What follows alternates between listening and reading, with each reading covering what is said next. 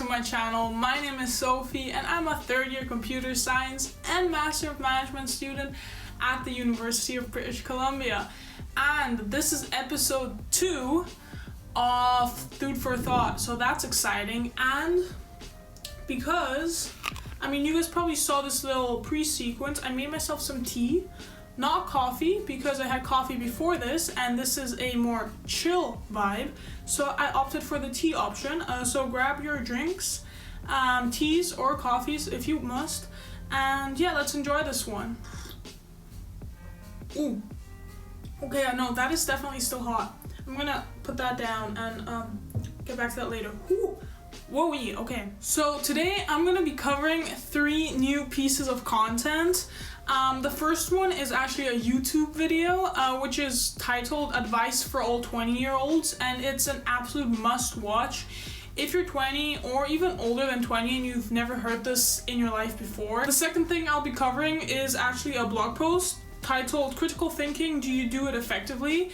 And to me, that when I saw that title, I just really wanted to read it because I've always heard about critical thinking in school and stuff, but I never really understood it or how to do it. So I feel like this blog post really did kind of help clarify that idea in my mind. Last but not least, the third thing I'm gonna cover today is also a blog post / TED Talk.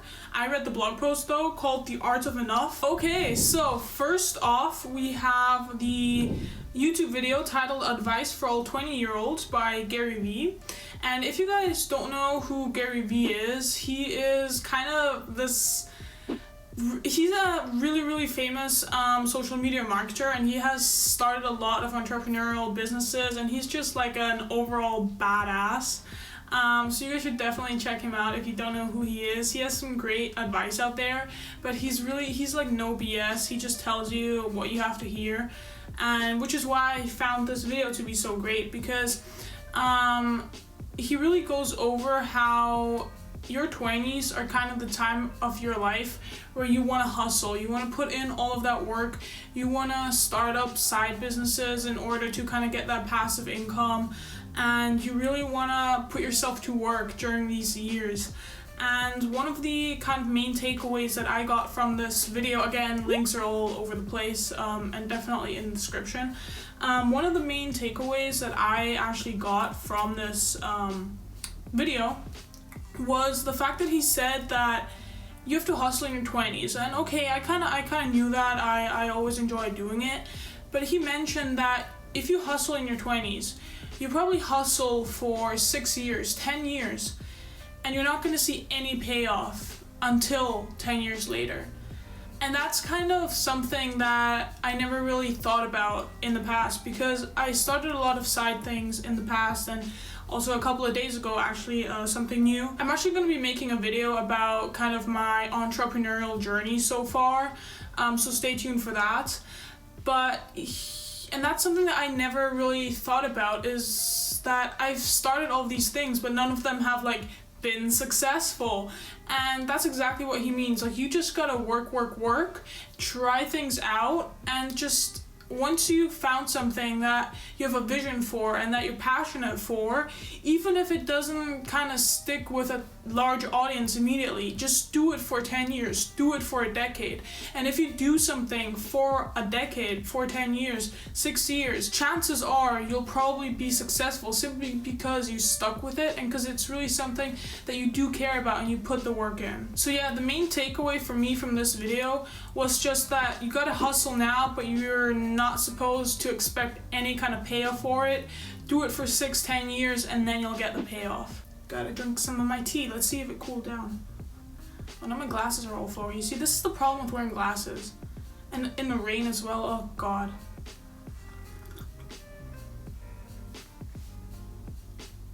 It's like, yeah, they make you look smart, but they fog up and then you can't read anything, so you're not actually smart. It's a real problem. Well, okay, anyways, moving on.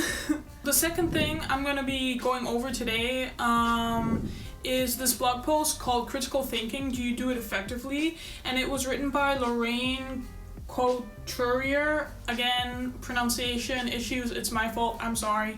And it was posted on the Startup Mindset blog, which I actually just recently subscribed to. And for me, when it comes to critical thinking, it was always this big thing in my school, and we had like a ton of workshops about it, but I never really got it. Because for me, critical thinking, or the way that I was presented it, was always with, you should question everything that you read. You should question all your sources.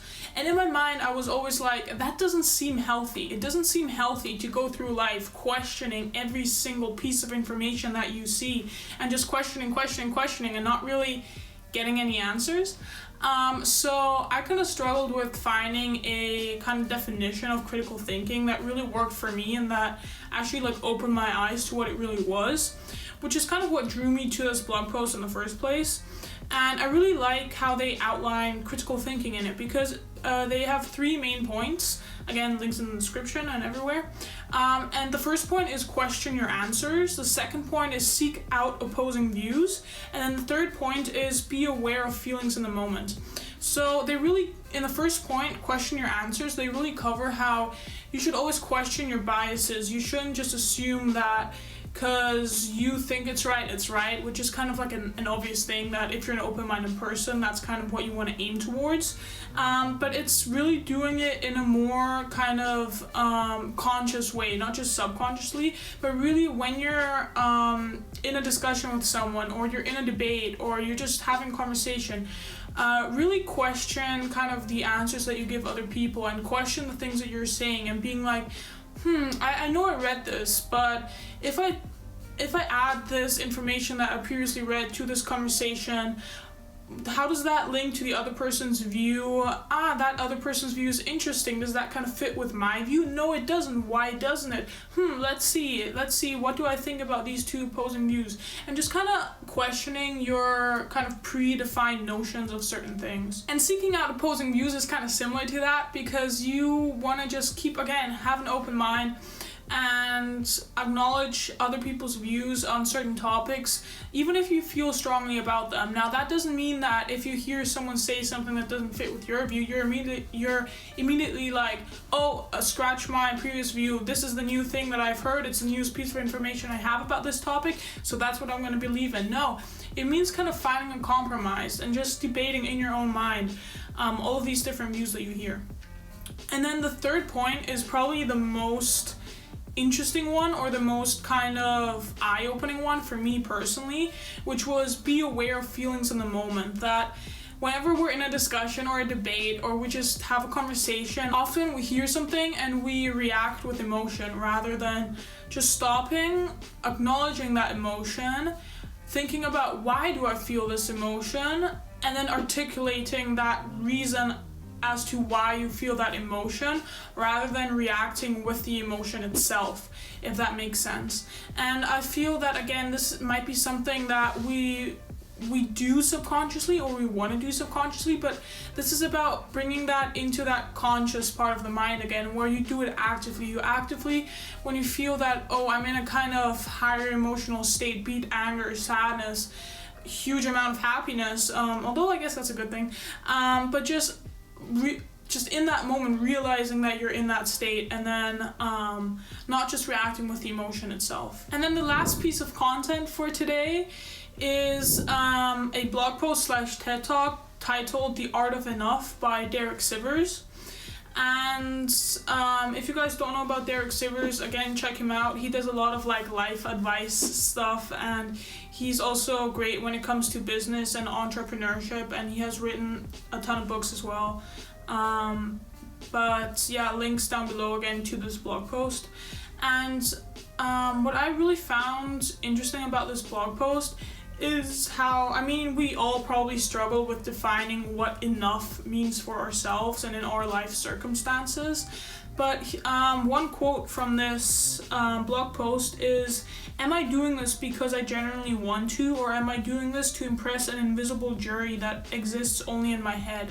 And I feel that that is a very kind of powerful quote, because a lot of the times when we do something, we believe that we have all of this pressure on us, and we want to perform well because these people have these huge high expectations, or oh my god, there's this opportunity, I need to grasp that opportunity, because if I don't, people are going to be disappointed, even though it's not necessarily what I want to do, but I have that opportunity. And like, the definition of success is using your opportunities, and oftentimes that kind of pressure is created internally by ourselves, and that's the kind of jury that's in our head. And I feel that, yeah, sometimes we just need to, when we're presented with an opportunity, although I don't really believe in the idea of being presented opportunities, I believe more in the idea of creating opportunities, but if we see an opportunity that we kind of want to stop and we want to think, is this something I really want to do? And here he has this really great notion that there's like this quote in here again that I'm just going to read out. It says, if you're not saying hell yeah about something, say no. When deciding whether to do something, if you feel anything less than wow, that would be amazing, absolutely, hell yeah, then say no. When you say no to most things, you leave room in your life to throw yourself completely into that rare thing that makes you say hell yeah. And again, I think this is really powerful because it might not apply when you're like a teenager or you're really starting out in the field that you're passionate about, because then it's all about exposure and putting yourself out there and just sometimes even doing stuff for free, which I'll actually talk about in my next video, which again is going to be about my entrepreneurship journey so far. But if you guys are excited for that, by the way, leave a comment and a like and subscribe, just stay tuned for that.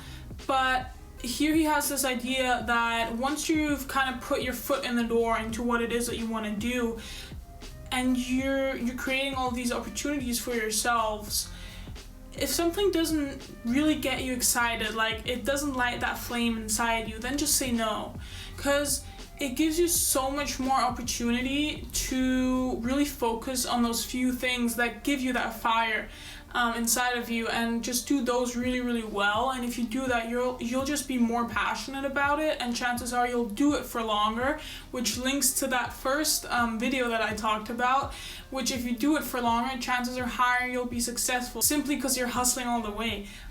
So again, I don't think that this necessarily applies to people that are just starting out, because they really do want to use every single opportunity. But once you have you're presented with a couple of opportunities, you really want to filter them and just use this hell yeah or no mentality. Yeah, so those were all the pieces of content for today. I hope you guys liked today's menu, if you will, because of the food for thought. Anyways, if you guys find any interesting articles or blogs or tweets or books or audiobooks or radio shows, podcasts, ads, what else is there? Vinyl records? I don't know.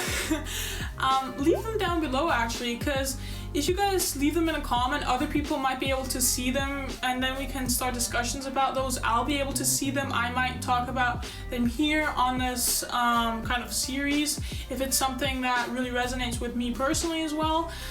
So yeah, let's just throw our content out there for each other to kind of experience and explore. If you guys really enjoyed this series, then leave a like, subscribe, turn on the notification bell to be notified when the next episode comes out. And take care, and I'll see you soon. I gotta finish my tea now.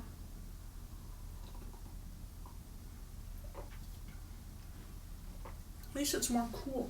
It's still kind of hot though.